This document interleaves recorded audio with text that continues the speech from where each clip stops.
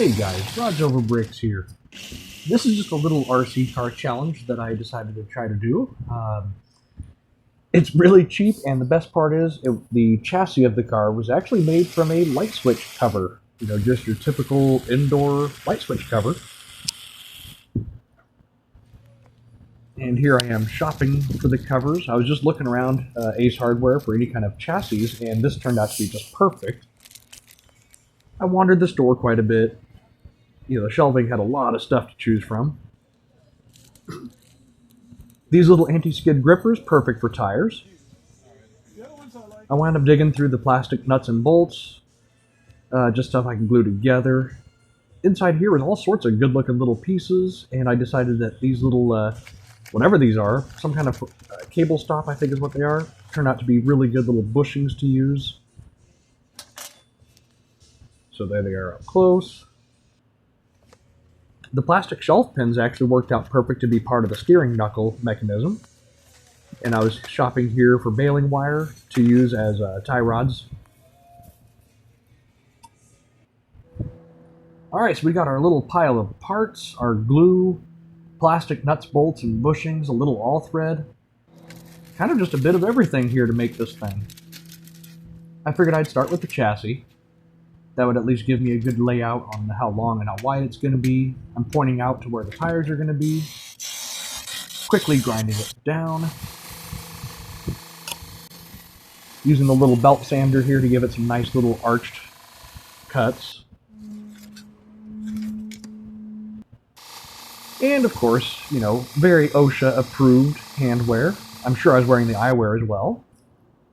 And there's those little cable stop type things. They fit perfectly inside the plastic bushings, and the plastic bushings can still pivot. Ouch, that sucked. Alright, so here's showing the steering mechanism working with the tie rod or drag link going left to right. Right here I'm gluing on the axles, or the stub axles. I decided to use plastic just so I can cut it with ease and melt it, glue it, etc.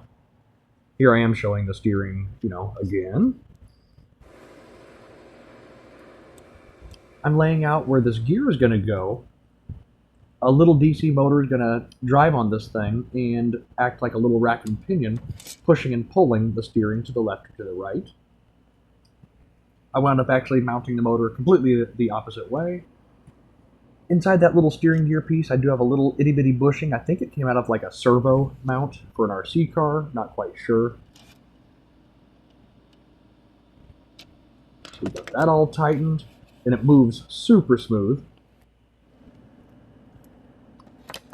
So I'm taking this off. The black permanent marker shows its sweep, where I need a rod to go through the chassis. And using this beautiful sounding tool to get the desired hole that I need. Oh yes, that is a very nice sound.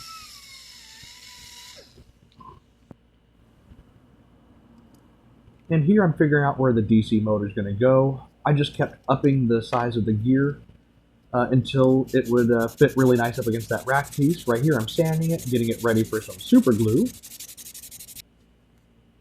Because as you guys know, I don't have a 3D printer, so everything either has to be welded, glued, epoxied to make it, you know, one custom piece, or I got to carve it out. One of these days I'll get a 3D printer. That's definitely on the list. That would have made this project probably a lot prettier and a lot better. But this is using basic hand tools and hardware store stuff, so definitely a fun little challenge. The steering motor is a 130. I'm not quite sure what the tooth count is on the pinion gear.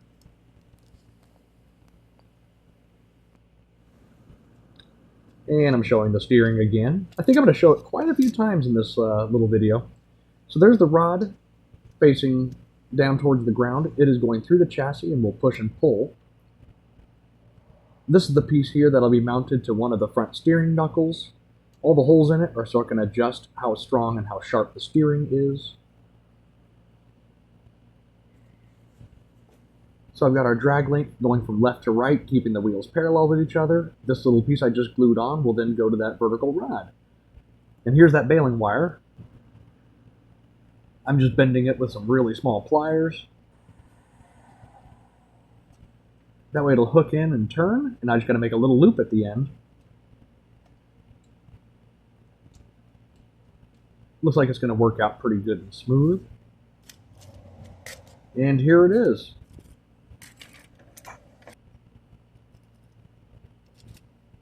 Doesn't turn super sharp, but hey, we'll get there. So we're starting on the back axle here. I ground down some flat spots in these nylon bushings. The all-thread, of course, will become the axle. I used 2 nylock nuts to keep the axle centered, and the wheels and this gear that I'm holding are just kind of friction held in place or clamped in place. I used my reamer to make that nice little slot for the gear. And what I'm doing here is I'm just kind of grinding away material until the motor, when pressed up against the chassis, has a nice gear mesh with the ring gear on the axle. So now that I got that all sorted, checking out the gear mesh here, looks like it's going to be really good. So I got the back axle built, and the gear mesh is super nice and smooth, surprisingly. Steering, not terrible, a little clunky, but you know, it's hardware store parts, not necessarily the top grade RC stuff. And I found this little plastic thing. I think it came out of an RC boat at some point, but it worked out perfect just to hold the motor down. And I'm powering it up with a 9-volt battery just to ensure that it works before I go on any further.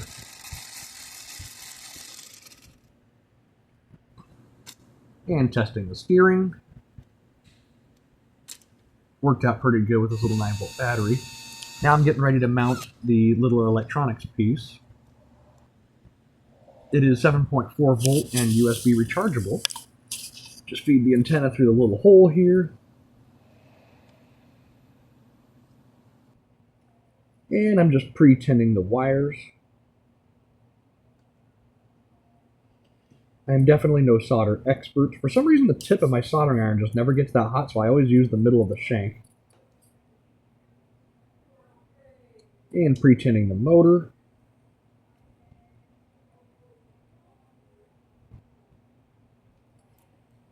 Alright, now we're sticking the wires to it. I did ahead of time just make sure that the wires are going to the right side of the motor for the polarity, making sure that forward on the controller is actually forward on the car. I have made that mistake way too many times. Plugging it in. Now I'm just cutting down this extra wire that happened to have the same little fitting on the electronic side. I'm going to go ahead and just strip that down. And very interesting, it was actually one shielded wire and one bare wire going through there, so whatever, it worked. Get this all soldered up good.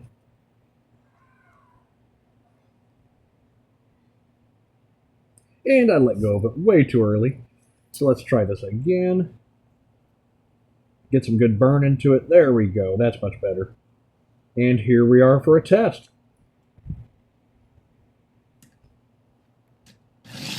Now these are definitely not the best tires.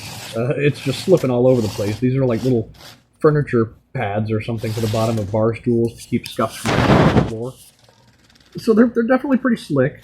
The car is geared to go probably pretty freaking fast. I mean, the axle is spinning like crazy. It's nearly uncontrollable. You know, if I had enough room, I'm sure it would be fine, but on a little cardboard background, it is so slippery. The steering could definitely use a little bit more work. I think the pinion gear on the motor was too big for the steering. Back axle seems pretty well balanced. Gear mesh sounds alright. And it's just spinning like crazy.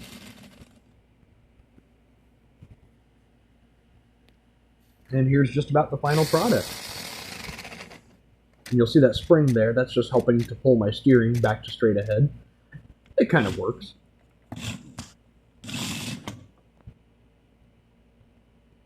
Well, I appreciate you guys watching this far. I don't know if this video is, you know, of any kind of good quality or anything that you guys would want to see, but I figured it'd be just a fun challenge for myself, and why not record it? So definitely fun to say that I built an RC car out of hardware store parts. Skipped the hobby store and all, and just went for it down the aisles of Ace. So definitely fun. It's got good steering for what it is, it's fast, and it was cheap.